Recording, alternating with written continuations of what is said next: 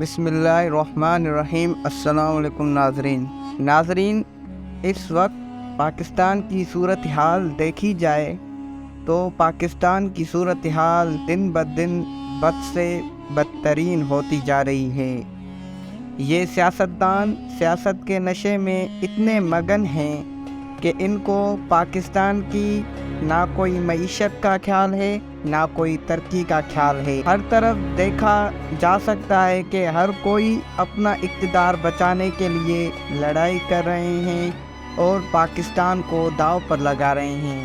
یہ پاکستان بڑی مشکل سے ہمارے ملکوں نے آزاد کرایا، لیکن جو اس وقت کے سیاستدان ہیں وہ اس ملک کو ختم کرنے کے چکر میں ہیں۔ جی ہاں میرے دوستو، اپنی کرسی بچانے کے لیے، اپنی اقتدار میں آنے کے لیے یہ ایک دوسرے پر الزام لگا رہے ہیں، ایک دوسرے کو گرفتار کروا رہے ہیں، لیکن عوام کچھ سوچے، عوام کچھ دیکھے، عوام کو کچھ عقل آئے۔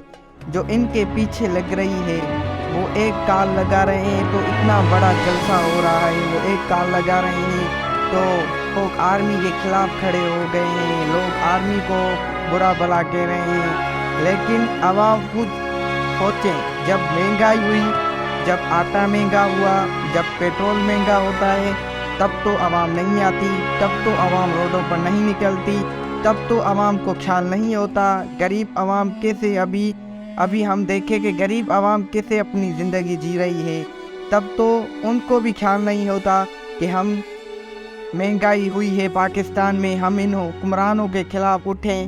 لیکن جب یہی حکمران جھوٹی دعوائیں کر کے، جھوٹی بات کر کے اور ان کو اکسا کے جب اٹھواتے ہیں تو پاکستان کی آرمی کو برا بھلا کہتے ہیں۔ ابھی آپ نے دیکھا کہ پاکستان آرمی کے نوجوانوں کو، جنہوں نے ہمارے ملک کے لیے قربانی بھی دے رہے ہیں، اور ان کو انہوں نے پتھر مارے۔ یہ کون سی شرافت ہے کہ جو لوگ ہمارے لیے وہ کام کر رہے ہیں، جو اپنے جان کی بازی لگا رہے ہیں، ان کو آپ پتھر ماریں، جب ہمیں کبھی بھی ایسا نہیں کرنا چاہیے۔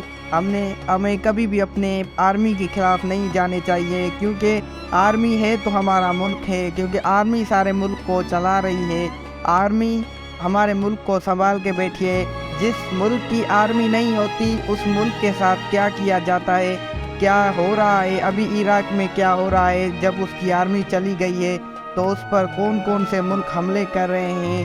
جس ملک کی آرمی مضبوط نہیں ہوتی، اس ملک کو کیا کرائسس آتے ہیں۔ تو یہ آپ خود دیکھ سکتے ہیں، کوئی آپ بیوقوف یا بچے نہیں ہیں، عوام کوئی بیوقوف نہیں، لیکن ان حکمرانوں نے عوام کو بیوقوف سمجھا ہوا ہے۔ یہ اپنے اقتدار میں آتے ہیں تو جس نے وعدے کیے وہ سارے بھول جاتے ہیں۔ میرے خیال میں کہ ہمارے ملک سے کوئی بھی سیاستدان ہمارے ملک سے سچا نہیں، اگر سچا ہوتا تو وہ سچائی کے ثبوت دیتے، اور اس کی ایک بہترین مثال بھی ہے۔ ہمارے ملک پر زلزلہ آیا، ہمارے ملک پر سیلاب آئے، ہمارے ملک پر طوفان آیا، ہمارے ملک پر معیشت کی تباہی آئی، ہمارے ملک سارا ابھی بھی دیکھیں تو تباہ ہو گیا ہے، وہاں اس کی معیشت دن بدن نیچے جا رہی ہے۔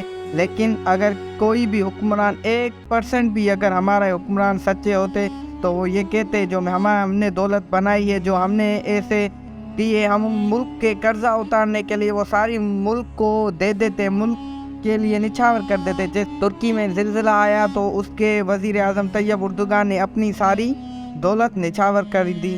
تو میری نوجوانوں سے یہ گزارش ہے کہ ان حکمرانوں کے پیچھے کبھی بھی نہ لگیں، اپنی محنت کریں، خود سیاست میں آگے بڑھیں اور پاکستان کے لیے کچھ کر کے دکھائیں، خود سیاست میں آئیں۔ ہمارے نوجوانوں سے یہی گزارش ہے کہ خود سیاست میں قدم رکھیں اور اپنی پڑھائی پر خیال کریں، اور ان حکمرانوں کے پیچھے کبھی بھی نہ لگیں، اپنی زندگی برباد نہ کریں۔ شکریہ۔ اللہ اس پاکستان کا حامی و ناصر ہو۔ پاکستان زندہ باد، پاک فوج زندہ باد۔